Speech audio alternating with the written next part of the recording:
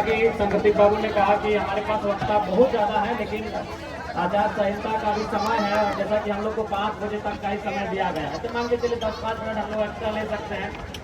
तो हमारे पास इतने वक्ता है कि लगभग हम लोग को 1.5 से 2 घंटे का समय चाहिए था, जो कि संभव नहीं है प्रोटोकॉल के हिसाब से। तो खैर, अभी चुनाव का कैंपेन चलेगा, हम लोग गाँव जाएंगे, प्रखंड जाएंगे। कैंपेनिंग अभी लगभग 15 से 20 दिनों का चलेगा। उस समय हमारे वक्ताओं को अपनी बातों को रखने का अवसर निश्चित दिया जाएगा। तो आज घाटशिला उपचुनाव झारखंड लोकतांत्रिक क्रांतिकारी मोर्चा पार्टी के उम्मीदवार श्री रामदास मुर्मू जी के नामांकन कार्यक्रम में उपस्थित तमाम साथियों, नौजवानों, माताओं, बहनों, हमारे पार्टी के तमाम पदाधिकारी, कार्यकारिणी सदस्यों और लोकतंत्र के चौथे स्तंभ मीडिया हाउस से जुड़े हुए तमाम साथियों, आज झारखंड राज्य में घाटशिला का उपचुनाव होना है। चुनाव प्रत्येक 5 वर्षों में होता है, लेकिन कभी कभी आकस्मिक असामयिक परिस्थितियों के कारण उपचुनाव भी होते हैं। और आज जिस झारखंड की हम बात करते हैं, झारखंड को बना हुआ 25 साल हो चुका है। इन 25 सालों में झारखंड की तस्वीर जिस प्रकार से बदलनी चाहिए थी, झारखंड की स्थिति जिस प्रकार से बदलनी चाहिए थी, कहीं ना कहीं आज प्रश्न चिन्ह लगा है। आज झारखंड का हर एक गली, झारखंड का हर एक गांव, हर एक टोला, हर एक मोहल्ला, हर एक कस्बा इस बात को कह रहा है कि आखिर हमारे पूर्वजों ने झारखंड राज्य क्यों बनाया, क्यों हमारे पूर्वजों ने लड़ के झारखंड राज्य लेने का काम किया। आज झारखंड का मतलब एक भवन, लेकिन इस भवन के निर्माण में जो नींव दी गई है, उस नींव में हमारे पूर्वजों का रक्त सना है, उस नींव में माताओं की चित्कार सनी हुई है, उस नींव में छोटे छोटे बच्चों की रुदन और क्रंदन छिपी हुई है, तब जाकर हमने अलग झारखंड राज्य लिया है। लेकिन आज 25 साल के बाद हर एक झारखंडी, चाहे वो नौजवान है, वो महिला है, वो बुजुर्ग हो, किसान हो, वो कामगार हो, वो यही सवाल कर रहा है कि आखिर हमने झारखंड राज्य किन के लिए लिया। और आपको भी ये तय करना है, हमारे नौजवान साथी, हमारी माताओं बहनों के, झारखंड राज्य हमने किसके लिए लिया है। क्या सिर्फ 81 विधायकों के लिए झारखंड राज्य लिया गया है? क्या कुछ परिवारों के लिए झारखंड राज्य लिया गया है?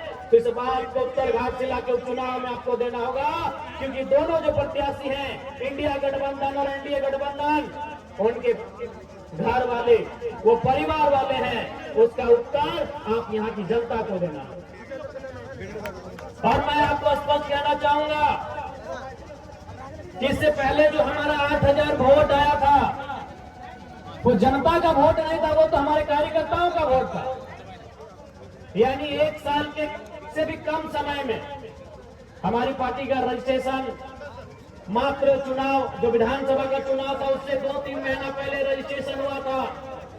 और हम लोग जो कार्यक्रम करते थे यूट्यूब वगैरह में, जो हमारे भाषण गांव में लोग सुनते थे, उस भाषण से प्रभावित होकर हम लोग जो काम करते थे, धरना देते थे, मुआवजा के लिए लड़ते थे, चाहे ब्लॉक हो, कंपनी हो, फैक्ट्री हो, तो उन कार्यक्रमों को देखकर, उन कार्यक्रमों को सुनकर हमें 8000 लोगों ने वोट दिया था। तो अगर वो 8000 लोग आज की तारीख नहीं कहेंगे, क्योंकि अभी मान के चलिए सिंबल आना बाकी है, यानी जिस दिन सिंबल मिलेगा उस दिन की तारीख से वो 8000 लोग अगर ये डिसाइड कर लें कि वो दिन में 10 दिन में नहीं, पूरे चुनाव का जिस दिन वोटिंग नहीं हो जाता है, उस दिन तक अगर वो लोग 10-10 वोट एकत्रित कर लें, अपने मेहनत से अगर 10-10 लोगों को वोट करवा दें, तो चुनाव हम लोग जीत जाएंगे। 8000 को होगा मात्र 10-10 वोट, जितने भी हमारे पूर्व के चुनाव में हम लोगों को वोट मिला था, 8092 के आसपास का वोट था, और वो सारे हमारे कार्यकर्ता हैं। जनता, चूंकि अभी तक हम लोग जनता के बीच पहुंची नहीं है, क्योंकि नई पार्टी है, नए लड़के हैं, चाहे रामदास मुर्मू रहे, चाहे खुद मैं रहूं, या हमारे मंच में जितने भी हमारे भाई बहन जो पूर्व में प्रत्याशी भी रहे हैं, पार्टी के बड़े पदाधिकारी हैं, उनकी आयु क्या है? 25 से 35 साल के बीच की आयु है। तो हम लोग इतने कम समय में जनता के बीच पहुंच ही नहीं पाए हैं।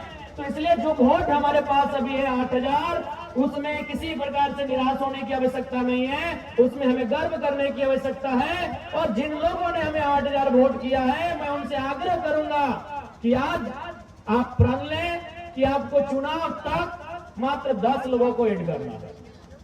वो आपके कॉलेज में पढ़ने वाले दोस्त हो सकते हैं, आपके साथ काम करने वाले लोग हो सकते हैं, आपके साथ स्कूल में पढ़ने वाले लोग हो सकते हैं, आपके रिश्तेदार हो सकते हैं, आपके दोस्त के म्यूचुअल फ्रेंड्स हो सकते हैं। यानी आपको पूरे चुनाव का जो 20 दिन 25 दिन का समय मिलेगा, इस 20-25 दिन के दिन में 10 लोगों को तो कन्विंस करना है, मात्र 10 लोगों को कन्विंस करना है। उसके बाद ये हमारा कोल्हान प्रमंडल है।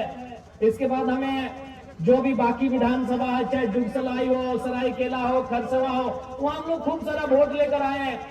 जैसे हमारे संदीप बाबू बहरागोड़ा से आते हैं, बेबी बहन हमारी सरायकेला से आती है, प्रेम मार्डी भाई हमारे सरायकेला से आते हैं, नवीन तरुणदा, जितने भी लोग हैं, तो वो लोग भी जितने पड़ोसी विधानसभा के हैं, वो लोग भी जब तक चुनाव ना होता है, आप एक समय निर्धारित कीजिए और घाटशिला में कैंपेनिंग करिए।